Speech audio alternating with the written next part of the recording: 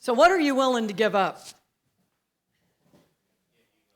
Thanks, Henry. He's going to give me up. So, okay. All right. So what are you willing to give up? What is something that you're willing to sacrifice? What or who do you love most in this world? What or who do you love most in this world? Would you be willing to lay them at the altar? When we think of those that give up things, we've just talked about them. Yesterday was Veterans Day. There was many of the people in our United States have served in the military, and they have chosen to give up their time, a portion of their lives. Some of them had even given up their lives to serve our country. They have chosen to sacrifice. Others, like missionaries, we think of them when we think of sacrifice. They take off, years of their lives, and some of them have laid their lives down. The men and women that have served in that kind of way, often it was said, especially in the early days of going to Africa and to Sierra Leone, missionaries would often pack their caskets with their things and take their caskets along because they didn't believe they would probably return. They would be giving their lives to serve and to reach people for Jesus Christ. That was expected. That was part of the deal. If you were going, you probably wouldn't be coming back again. And there was a gentleman called Hudson Taylor who was a missionary to China. And when he was growing up, he grew up in England, and he grew up with a nice, healthy family. And what his parents did was kind of unique. They would get their family to dinner, and their dad was trying to teach them about going without, about learning to say no to themselves, about learning to sacrifice. And so often he would ask his children, he goes, "Which of you is willing to give up your dessert tonight?" And they would be all around the table, and the idea wasn't that they would be punished if they said no, or if they took their dessert, or if they didn't. But the idea was to see if they could say no to themselves and go without dessert. And he did that periodically to see who was willing to sacrifice, even in that small way. But it did teach their children that it was okay to have their needs or wants met at a later date. It was okay to say no to things, even though they're very good and they weren't bad, but to learn to say no to a higher thing. Because he said if you went without, you would get something else greater later. So they knew that there was a possibility of receiving something else, maybe later on. Hudson learned those lessons very well because as he was growing up, he gave his life over to God when he was a teenager. And he believed that God was calling him to go to China. So he was learning how to become a missionary. He was learning how to do all those things. And he lived in a very poor part of England because he was serving those people in that area. And as he worked there, he had to walk to the hospital because he was also he worked in the hospital as a medical, I don't think he was a doctor, but he learned a lot of those same things there. So he was serving there, and he would walk about 2 miles every day to the hospital to work, to serve those that couldn't afford to pay the bill. I mean, it was like a free clinic in our day and time. So he worked there, but eventually he got really sick. And he ended up in the hospital for a little bit, and the doctor said normally, he said people wouldn't make it. But he said because of Hudson's walk every day, 2 miles to and 2 miles back home, he had gained a lot of stamina and physical health from that exercise.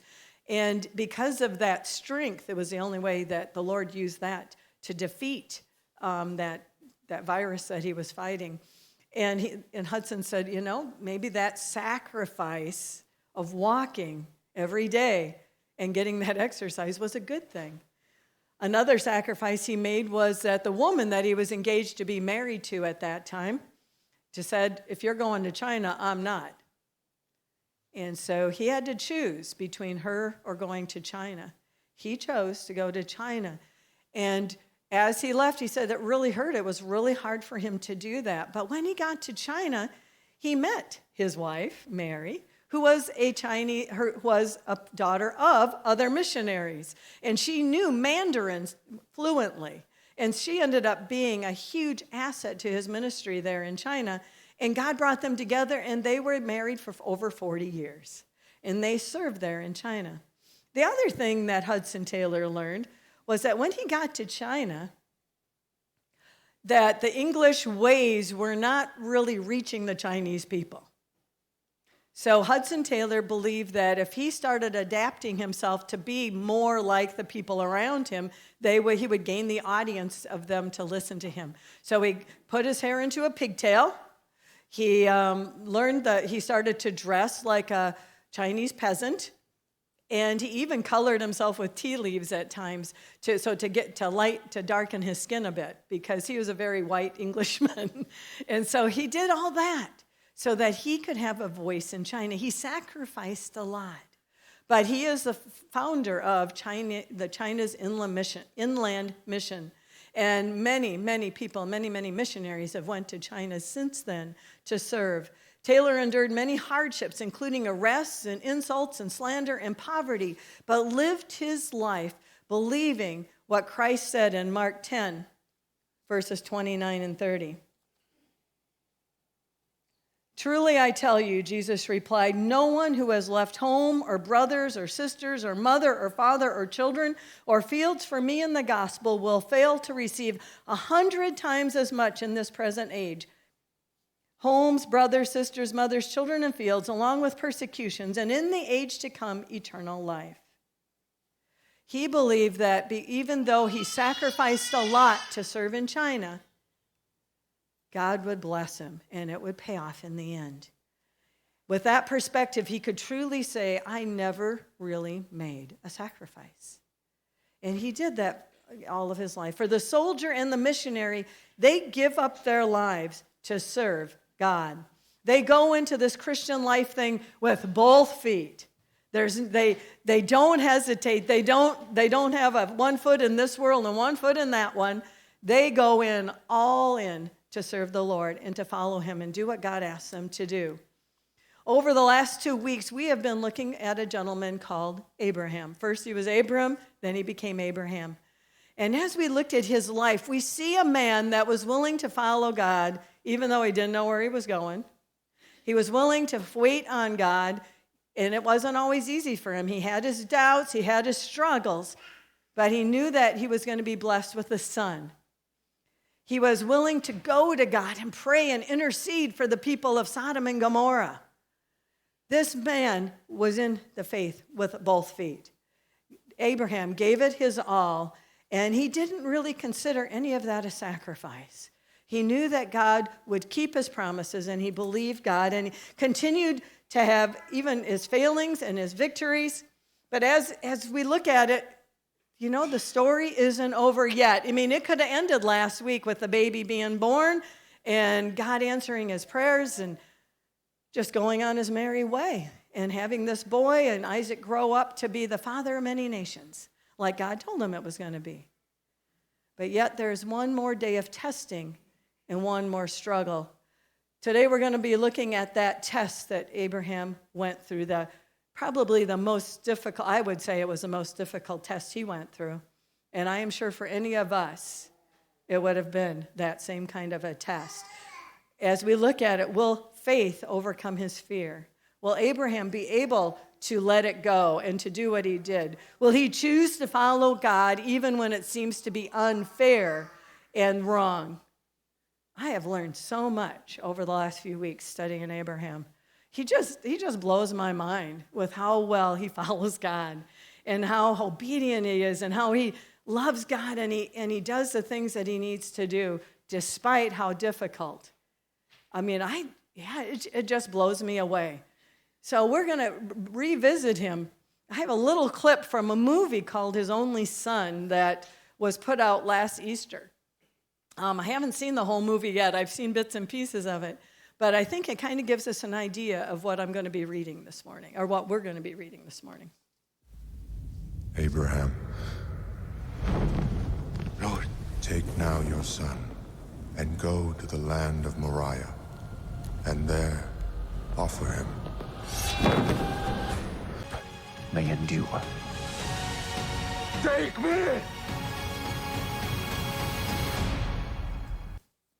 That was a really quick one. Okay. Let's go to Genesis 22, verses 1 through 19. It's in your Pew Bible on page 16. It'll be up on the screen as well. But let's look at that one together. My subhead setting says Abraham tested. So let's look at that this morning. Sometime later, God tested Abraham, and he said to him, "Abraham?" "Here I am," he replied. Then God said, "Take your son, your only son whom you love, Isaac, and go to the region of Moriah. Sacrifice him there as a burnt offering on a mountain I will show you." Early the next morning, Abraham got up, loaded his donkey, and he took with him 2 of his servants and his son Isaac. When he had cut enough wood for the burnt offering, he set out for the place God had told him about. On the 3rd day, Abraham looked up and saw the place in the distance.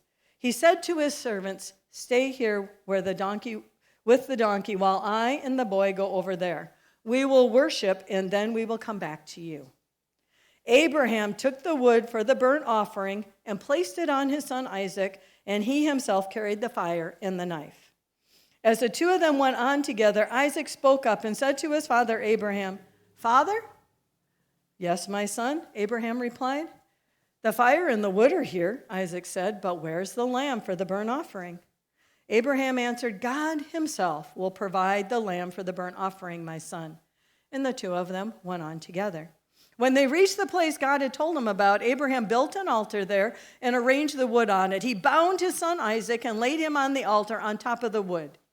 Then he reached out his hand and he took the knife to slay his son. But the angel of the Lord called out to him from heaven, "Abraham, Abraham." "Here I am," he replied. "Do not lay a hand on the boy," he said. "Do not do anything to him. Now I know that you fear God because you have not withheld from me your son, your only son." Abraham looked up, and there in the thicket he saw a ram caught by its horns. He went over and took the ram and sacrificed it as a burnt offering instead of his son. So Abraham called that place, "The Lord will provide." And to this day it is said, "On the mountain of the Lord it will be provided." The angel of the Lord called to Abraham from heaven a second time and said, "I swear by myself, declares the Lord, that because you have done this and have not withheld your son, your only son, I will surely bless you and make your descendants as numerous as the stars in the sky and as the sand on the seashore. Your descendants will take possession of the cities of their enemies, and through your offspring all nations on earth will be blessed, because you have obeyed me." Then Abraham returned to his servants, and they set off together for Beersheba, and Abraham stayed in Beersheba. That's a test. Imagine that. This is a test. I don't know. I think I'd have failed. I don't know how Abraham could do that. But as we think about it, as we see this, it gives us pause to consider, first, what on earth was God doing? If God asked you to do that, that would be one of the first things. And in our culture and in our time period, and we have the benefit of hindsight, we know God's character. We know he wouldn't really have, that wasn't exactly what God was asking. He was asking him to do it, to be willing to do it. But we know God doesn't sacrifice children, right?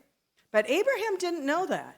Abraham is in a culture and in a time period where all the surrounding nations, or many of them, probably not all, but many of them, that was sadly a part of their religions, was to sacrifice their children to the gods. So he knew that was going on. So this is a test, it says. It doesn't say it was a command. It's a test. God is testing Abraham's faith. He's testing to see if Abraham really believes he is like those other gods. Because if Abraham had been a fanatic, like you hear about those, he would have went ahead and thought, well, that wasn't God talking. That was some other crazy angel up there. I'm hearing things. I'm just going to go ahead and do what he told me to do. But instead, Abraham is listening to God and being willing to let go and to go the extra distance. We have the, like I said, we have the benefit of hindsight. We have the benefit of knowing God's character even better than Abraham did. Because we can read his word, we know God doesn't do things like that. But Abraham, he's familiar with the cultures around him. And so when God said to sacrifice your son, he gets him ready to go, and he gets it all taken care of. Abraham received this blessing from God. He received Isaac, the answer to the promise, the answer to his prayers. And God had given Abraham and Sarah their son when they were 100, when Abraham was 100 and Sarah was 90 years old. He had given them the child he had promised. And God had told him over and over and over again, I will, bless all the nations because of you, and you will have many, many, many descendants, more numerous than the stars in the sky. Abraham knew that all those descendants were coming from Isaac. So he knew that. He knew those promises from God. And he knew he didn't understand maybe what God was asking, what was going on here, but he knew that he could trust God's promises. And so when God said, take your son, your only son whom you love, in the back of his mind, he knew God's promises. He still remembered those. He's still holding on to those. And then as we see in the beginning of that, it says sometime later. This test happens after Isaac it isn't like he's carrying a baby up there. I mean, if you noticed in the reading, it says he put the wood on Isaac's back to carry. So Isaac is at least a teenager. Josephus, the Hebrew historian, said Isaac might have been as old as 33 years old. And I had to read that one twice, but I went through there because this is some time later. And in the scripture, some time later can be anything from months to many years. So we do not know how old Isaac was. But we do know that he was old enough to say, no way, Dad, I ain't doing this. Because you have to remember, Abraham is over 100 years old. If he's a teenager, he's 115 or 118. If he's 33, Abraham's at least 133 years old. Abraham isn't, if you look at a lot of 130 years old men, they could probably tip over fairly easily for a strong, virile young man, right? As Isaac has said. So here we are. Isaac and Abraham are going together in obedience to God. Now, as we know, as we've said, Isaac is going with him on this journey. And after all these years, sometime later, God is testing Abraham again. We don't know, we know God has his reasons. We know God that tests our faith at times. In fact, we know from James, chapter 1, that he tests us to help us to grow in our faith. And for some reason, all my markers fell out, so. Okay, James 1, verses 2 and 3. It says, consider it pure joy, my brothers and sisters, whenever you face trials of many kinds, because you know that the testing of your faith produces perseverance. Abraham had been through many testings already. Here is another one. Is his faith going to endure? Is this testing going to bring him to be a stronger leader? Is he going to be a stronger foundation for the people of Israel? Abraham had waited for his son for 20 years. And now maybe 20 years later, God's saying, I want him back. Can you give him back to me? Will you give him back to me? Abraham had been tested by leaving his hometown and going to a strange country. Abraham had been tested over, and you think, he's probably thinking, God, again? All of us would say, wow, when is enough enough? But God knows Abraham. And he knows where he's trying to bring Abraham to. And he had this one more test. Take your son and sacrifice him on Mount Moriah. Build that offering, build that altar, and lay him down and give him to me. We know this is a test, but Abraham heard what God said. He doesn't know the ending like we do. It's kind of, I was thinking, it's kind of like when you watch a television show for a long time, a good series, and the hero or the heroine or, the end, how the end of the season goes, with a cliffhanger, the guy's probably, somebody's killing him or he's in the hospital or something like that. And you think, oh no, are they, maybe he's in the hospital and all of a sudden the heart monitor flatlines and then they say, see you next season or whatever.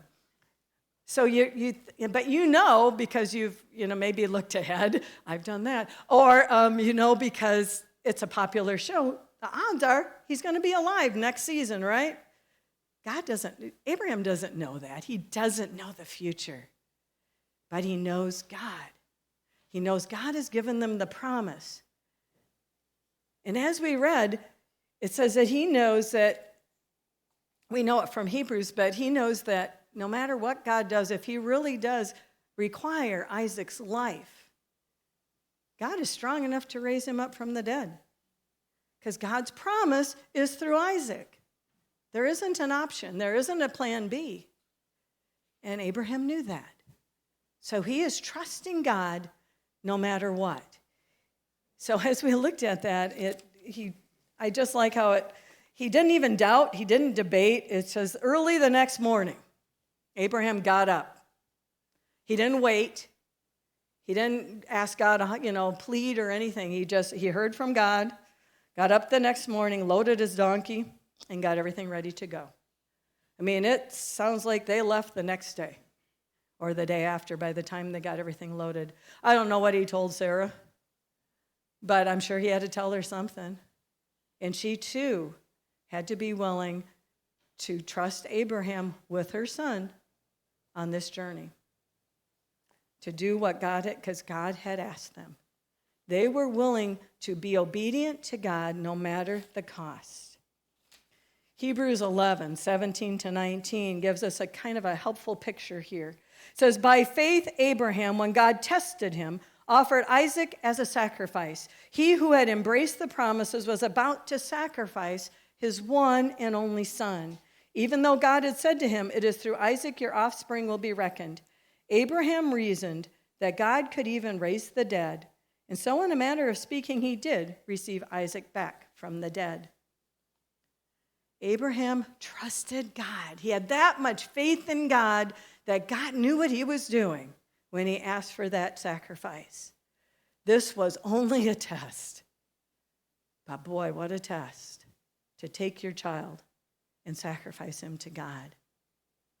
In verses 3 to 8 of Genesis 22, as I said, they went early the next morning, and Abraham looked, and then he got up to Mount Moriah. It was a 3-day journey, so he had to pack the food, he had to pack the wood, he had to get everything ready for the animal, the donkeys that were going with, and the servants. So it wasn't like they were just walking down the road. It was a 3-day trip.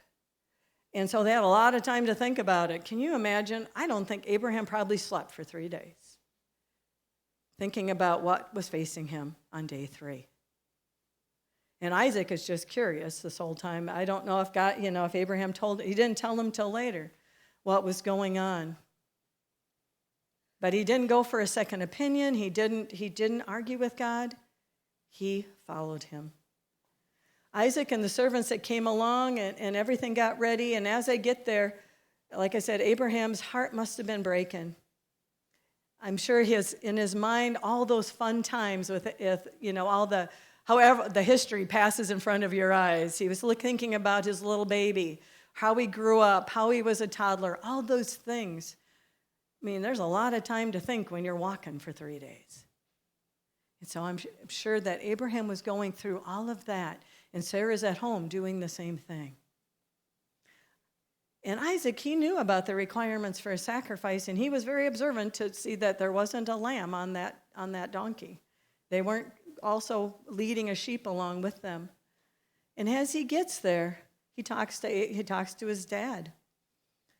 And Abraham, like I said, as we talked about, Abraham was old. Isaac is going with his father because his father asked him to. Isaac is going with his father out of obedience to his father. And he's following God because he grew up learning about God. and about obedience to God. And I'm sure Isaac, all of his life, has heard that he is the promised child, right? He knows that he's supposed to be the beginning of Israel. He's going to be, the beginning of all the people of God's blessings. And he knows, too, that he can go to his father and ask him, Dad, where's the sacrifice? What are we doing? And Abraham answers him, the Lord will provide the sacrifice. The Lord will provide the lamb. And eventually, he has to share with him that you are the sacrifice. God has asked for you back. They had to have had an amazing relationship, this father and son, for Isaac to be willing to be laid on that altar. Josephus pictures him as somebody that almost runs to it and is willing to give his life when he wrote up the history. They had to have a complete trust in each other that they knew and really had heard what God had said, that Abraham wasn't going crazy and hearing voices. Isaac had to truly trust his dad and trust his God. Isaac had heard of all those things, and yet this isn't what you would call blind faith. Abraham knew God. Abraham had experienced God's blessings. He had gotten his son when he's 100 years old. That's a miracle. His wife was 90. It wasn't something that happened. They had experienced God's blessings. God had made Abraham already into a great nation physically. He had increased all of his property, increased all of the stuff that he had. Abraham had been receiving the blessings of God because he followed God. So when God asked him this, for us it would be quite a stretch, but for Abraham it was, okay, I trust you, God. And he reasoned in his heart, as we said in Hebrews, that God could even raise him from the dead. Job 1:21, Job went through a lot of testing and trials. Job said, the Lord gave what I had and the Lord has taken it away. Praise the name of the Lord. Job had that same kind of trust in God, that no matter what, even though God had allowed everything to be taken from Job, he could give it back to God and say, okay, God, you gave it to me. It's yours. That's what Abraham did with Isaac. You gave him to me. He's yours. I give him back. Thank the Lord that wasn't the end of the story. So Abraham has received a blessing. Abraham released a blessing, and now God restored Abraham's blessing. Abraham is up there on this mountain, and he reaches out his hand, and he takes the knife, and his son is laying there. I don't even know how he could. I probably had his eyes shut. I don't know how he could do it. Pick it up, and he was just about to kill his son. And the Lord stops him. Stop. Abraham, don't do it. I'm providing a different one. I see that you believe me. I see that you trust me no matter what. You are willing to give up your son for me. Abraham fully and totally trusted God, and God tested Abraham to purify and strengthen his faith. It was like it was what we would call a trial by fire. It was a total surrender of his son to back to God. For every test and trial that Abraham had and went through, his faith grew. It seems pretty awful test to us. It seems very drastic to us for God to ask that. But, he does ask us that. He asks us to surrender all.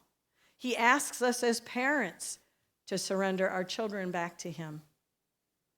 Not to kill them, but to say, I release them to be the people that you've created them to be. I remember praying that prayer when I had my first child, because I had the mistaken idea that I could love my daughter. I had some mistaken ideas about loving God and loving my kid, and I thought in my head, I was only 19 or 20, that, maybe I love my daughter more than I love God, and God fixed that, thank goodness. I realized that wasn't the case, but I also took the time to pray to God when she was like 2, and I just said, Lord, she's yours. You gave her to me. I give her to you. I'm going to do my best to raise her. She's your daughter, and I'm going to commit her to you no matter what happens in the days and years ahead. I love her, and I had no idea in a few months that she would die in an accident and be up there in heaven with him. But because I was able to release her before that in my heart and my head, it was certainly a lot easier to know that's where she was. I don't know. God was preparing me for that day because he knew it was coming. I didn't. I wouldn't have been able to do it by accident. But he needs us to do that because as parents of adult children, you release them all the time. If you don't, you go crazy because you can't make anybody do anything once they're about, I don't know how old, 16 maybe, even before that probably. You can't make your kids do anything, really. I mean, you have to release them to God and just say, God, they're yours. I love them. I can help them. I can try to direct them. I'll do everything you've called me to do. I'll take them to church. I'll raise them right. I'll do all those things. But they have to make the decision. And what they decide is their decision, and I can't fix it. Gary and I, we've been through a lot of those nights on our knees. We can keep doing that, and that's what we can do, continually releasing our kids to God. And remembering that he loves them even more than I do. And for those of us that don't have kids, he asks us of ourselves to release ourselves to him and everything that we have to him, our futures and the direction he wants us to go in our lives. He asks us to lay that down and listen to him and what direction he would have us to go. He guides us and he shapes us. And he wants us to reflect on his purposes in our lives. So what about your faith in God? What season of faith are you in right now? Are you receiving? Are you in the receiving stage, receiving God's blessings? Do you feel just amazingly blessed of all that God has given you? There's nothing wrong with that. Has God laid his calling on you and equipped you for the life journey ahead? Do you just have an adventure every morning knowing you're following God? Do you feel that blessing? Do you know the direction he is calling you to go? To best grow in your faith, receive it with gladness and go all out. Just follow God, trust him. It is an adventure to follow God. You don't know what's going to happen every day, but trusting him to lead you is the best way to go. Secondly, has he asked you to release what he's given you back to him? Do you have gifts and talents that he has given you, and is he asking you to use them to serve him? Has he given you the gift of serving? Are you serving him? Has he given you the gift of hospitality? Are you using that back to him? Has he given you the gift of generosity? Are you giving back to him? Has he given you the gift of speaking or teaching or singing? I mean, there's so many gifts. Are you using them and giving them back to him so he can use them for his glory? That's what he's asking. He gives us what we need, and he desires that we use it for him. And lastly, has he restored those blessings to you? Are you enjoying the benefits of those blessings? Job lost everything. He lost all of his children. He lost all of his animals. He lost everything. He even lost his health. And yet God restored it all back to him and more. Abraham gave his son. God restored back to him his son and the future. And in fact, if you go farther on, Abraham has some more children. This man isn't ready to die yet. He's around quite a while yet. But Abraham enjoys the blessings of God. What is God asking of you today? What is God asking of you today? Does he want to give you a blessing? Are you having a hard time saying, I don't really want that, God. I really want to go this way. You can just keep that and hang on to it. Or are you saying, thank you, God. I'm going to use it. I am going to give it back to you and serve you with it. I am going to give you my life, my occupation, my future, and trust you with it.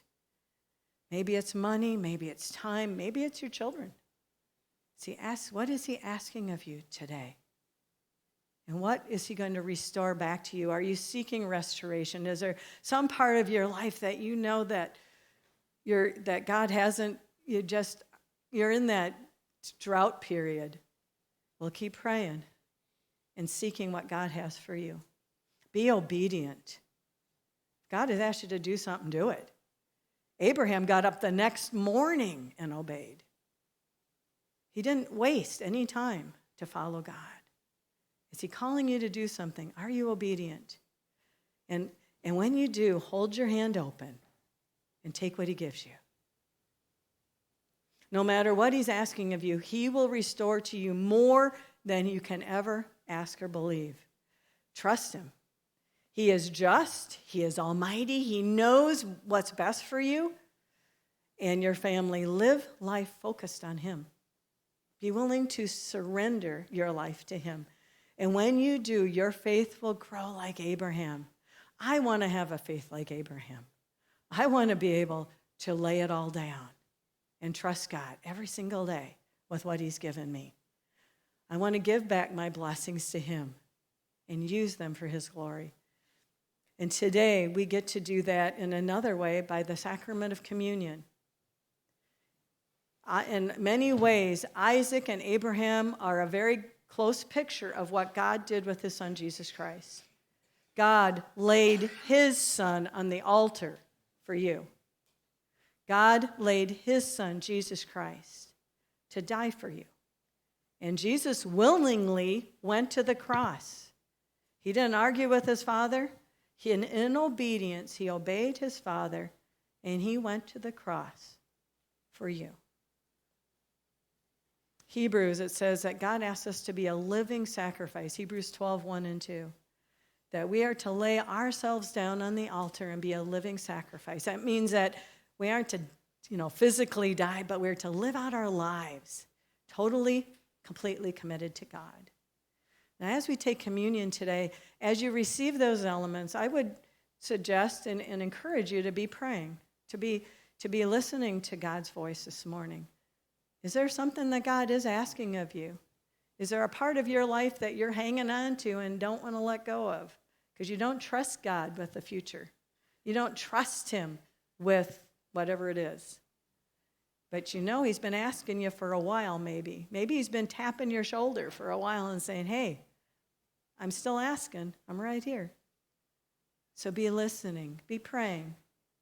And as we take communion, that's the idea, is to remember the gift that God gave us, that he sent his one and only son to die for us on the cross. He was broken bread, poured out blood, poured out wine for us. And as we receive those elements, I want you to kind of picture yourself being laid out on the altar to God this morning. And I want you to receive it with joy today, because today is the day to come to the altar, come before him and go all in and just watch what God's going to do. So if our ushers would come up.